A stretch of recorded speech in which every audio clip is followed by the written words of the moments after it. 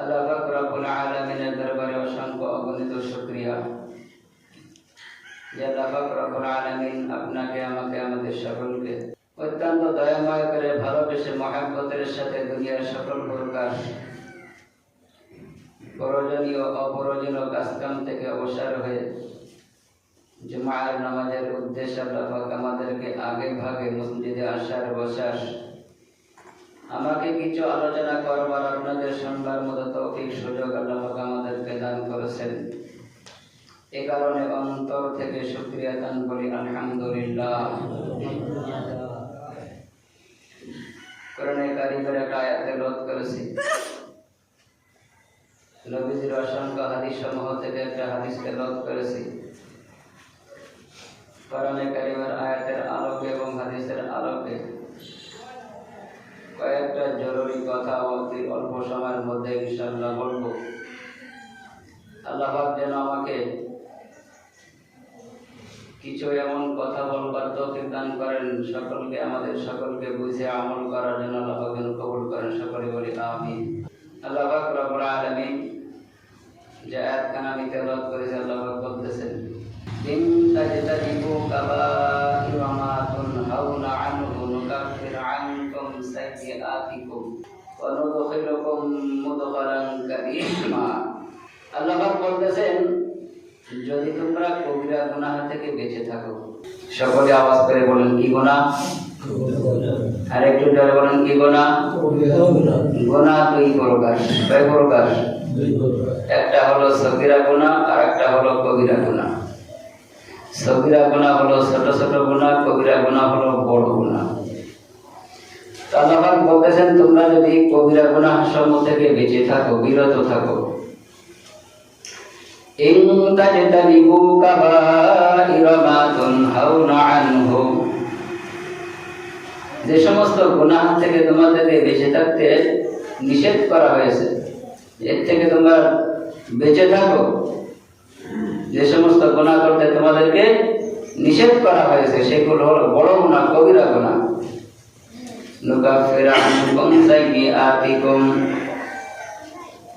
তোমরা যদি বড় বড় গুনাহ থেকে তোমরা বেঁচে থাকো, কবিরা গুনাহ থেকে তোমরা যদি বেঁচে থাকতে পারো, তোমাদের অজান্তে ইচ্ছায় অনিচ্ছায় যদি সগীরা গুনাহ হয়ে থাকে, আমি আল্লাহ পাক রব্বুল আলামিন অত্যন্ত মহব্বতের সাথে তোমাদের জীবনের সগীরা গুনাহগুলোকে এমনিতেই মাফ করে দেব। আরেকটু জোরে বলি সুবহানাল্লাহ।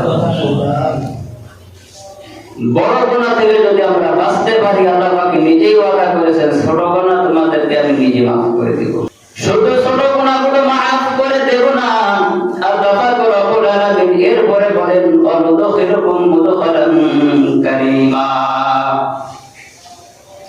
তোমাদেরকে সম্মানজনক স্থানে তোমাদেরকে প্রবেশ করাবো, সেটা হলো জান্নাত। বলেন সুবহানাল্লাহ। অনুদখিলুকুম মুদখালান কারীমা, জান্নাতে যাওয়ার জন্য আল্লাহ পাকের শর্ত হলো কবিরা গুনাহ থেকে বাঁচতে হবে, তাহলে জান্নাতে যাওয়া সহজ হয়ে যাবে। যে হাদিসখানা আমি তেলাওয়াত করেছি, কবিরা গুনাহ থেকে আল্লাহ পাক তো বাঁচতে বলেছেন। নবীজি একটা হাদিসের মধ্যে বড় বড় কয়েকটা কবিরা গুনাহ, 4টা কবিরা গুনাহ কথা উল্লেখ করেছে। কয়টা? সকলে বলেন কয়টা? 4টা কবিরা গুনাহ আল্লাহ পাকের নবী উল্লেখ করেছেন একটা হাদিসে। ইনশাআল্লাহ যত সময়ের মধ্যে বোঝানোর চেষ্টা করব। আল কাবাইরুল ইশরাক, শিরকি গুনাহ, আল্লাহর সঙ্গে শিরকি গুনাহ। আল কাবাইরুল ইশরাকু বিল্লাহ, 4টে কবিরা গুনাহ নবী বলেছেন। তার মধ্যে প্রথম নম্বর হলো আল্লাহর সঙ্গে কাউকে শরীক করা, আল্লাহর মতো কাউকে বিশ্বাস করা। আল্লাহ আরেকজন আছে নাউযুবিল্লাহ, এটাকে বিশ্বাস যদি কোনো ব্যক্তি করে তাহলে সে শিরক করলো, তার জীবনের গুনাহগুলো মাফ হবে না। জীবনে যদি নেক আমল হয়ে থাকে তাও আল্লাহ পাক রব্বুল আলামিন ধ্বংস করে দেবেন। সকলে বলি নাউযুবিল্লাহ। তাহলে আল ইশরাকু বিল্লাহ, আল্লাহর সঙ্গে কাউকে শরীক করা, আল্লাহর মতো কাউকে মেনে নেওয়া। আমরা মুসলমান, আমাদের আকীদা, আমাদের বিশ্বাস যে আল্লাহ ছাড়া আমাদের কোনো উপাস্য ইলাহ নাই। কি বলেন, ঠিক না? মুসলমান ব্যতিরেকে যারা হিন্দু, এরা অনেক খোদাকে বিশ্বাস করে না? আমাদের আল্লাহকেও মানে, সাথে আরো অনেক খোদাকে বিশ্বাস করে। খ্রিস্টানেরা 3 খোদা মানে, ঠিক না? হযরত ঈসা আলাইহিস সালামকে আল্লাহর পুত্র বলে তারা, নাউযুবিল্লাহ। আর ঈসা আম্মা মারিয়াম আলাইহিস সালাম তাকে আল্লাহর বউ বলে, সকলে বলে নাউযুবিল্লাহ। তাহলে আল্লাহর কোনো শরীক নাই, যদি আমরা শরীক মনে করি তাহলে এটা কি হবে? কবিরা গুনাহ হবে।